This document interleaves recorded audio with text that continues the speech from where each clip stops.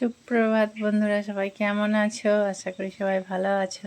আমি তনুশ্রী, আমার চ্যানেলে তোমাদের অনেক অনেক স্বাগত। দেখো, আজকে সকাল সকাল উঠে পড়েছি 4:45টার সময়, ছাদে গিয়ে ব্যায়াম করছিলাম।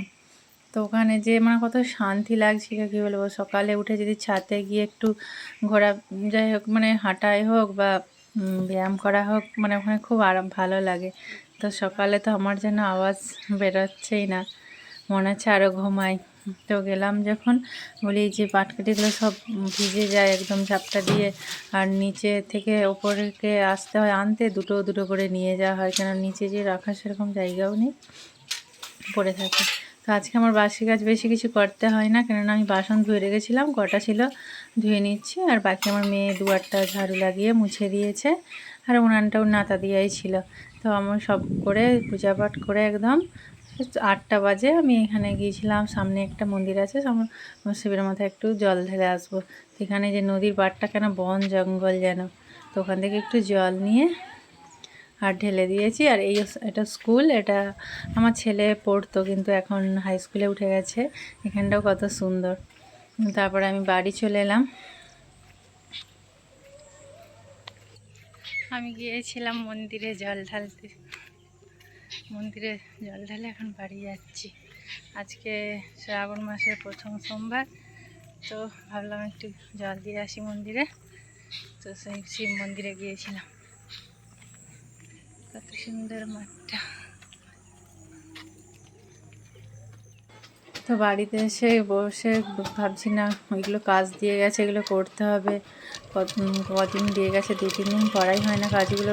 জামা ব্লাউজ এগুলো সব সেলাই করতে দিয়ে গিয়েছিলো, তো এগুলোকে আমি সেলাই করে নিচ্ছি। তারপর ছেলে নিয়ে আসবো, টিউশনি থেকে চলে আসলো, তাদেরকে মুড়ি মেখে দিলাম।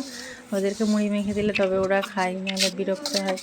তো সকালে দিয়ে তারপর আমি আবার দুয়ার ঘরটা কী অবস্থা হয়েছে, সব তারা স্কুলে চলে গেল, আমি সব ঝাড়ু টাড়ু লাগিয়ে পরিষ্কার করে তারপর আবার ভাতটা বসিয়েছি। তো জ্বালানি ছিল না, সেই ঘরে আনতে যেতে হয়েছিল, সেখান থেকে নিয়ে আসার পর ভাতটা বসিয়েছি। আর আজকে খুব সুন্দর রোদ উঠেছে, কেননা এখন 3 দিন ধরে ভালোই মৌসুমটা ভালো আছে, নাহলে কি বৃষ্টি যে হয়। আজকে কিন্তু আবার বিকাল থেকে আবার বৃষ্টি শুরু হয়েছে। তো আমি এখানে ভাতটা হয়ে আসছে, তারপর আমি সবজিগুলো কেটে নিচ্ছি। ভাত বসিয়ে দিয়ে আমি সবজি কাটি, আর ডাল সেদ্ধটা ভাতের মধ্যেই দিয়ে দিয়েছিলাম কৌটাই করে, তাতে তাড়াতাড়ি হয় আর কি। তো হয়ে গেছে। আমি এখানে পটল ভাজা করে নেব, করে আর ওই বরবটি, আলু, বেগুন, বড়ি দিয়ে একটা সবজি হয়েছে, আর মুসুর ডাল হয়েছে। 3টেই রান্না করেছি, নিরামিষ রান্নাই হয়েছে আজকে। তো ছেলেমেয়েরা তো দুপুরে খাবারটা খায় না, ওরা স্কুলে খেয়ে নেয়, একদম সন্ধ্যেবেলা এসে খায়। টিউশনি পড়ে ঘরে আসে, সেই সন্ধ্যাবেলায় খাই, সেই জন্য আমি রাতের জন্য বানিয়েই রাখি।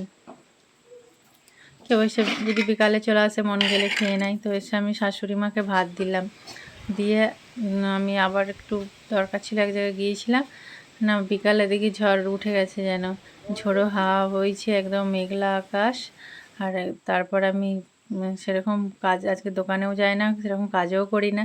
সন্ধেবেলা আমার বড় জায়ের বাদাম টুকছে কাকিমা, বলছে বাদাম টুকবে চলে গেলো, তার কাছে বসে বসে একটু বাদাম টুকছিলাম। তো বৃষ্টি হচ্ছে খুব আজকে।